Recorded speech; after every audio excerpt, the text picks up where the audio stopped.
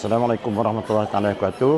Saya Haji Zundir bin Haji Berani, ejen Easy to Travel daripada Easy to Travel Sdn Bhd. Saya mengucapkan banyak terima kasih kepada Puan Hajah Masitah dan juga suami. Dan, tentang fasiliti yang disediakan, alhamdulillah. Jadi kita syukur kepada Allah kerana apa yang dijanjikan oleh Easy to Travel memang menjadi satu kenyataan kepada kami. Alhamdulillah. Saya rasa kali ini memang terbaik. Para urustia dan juga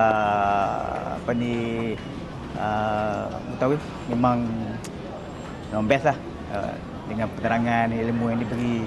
Lepas tu program-program yang dibuat, makan nasi unta, lepas tu makan ikan bakar, lepas tu pergi ziarah rare, itu memang terbaik lah bagi kami. Semua orang happy, orang puas hati, alhamdulillah.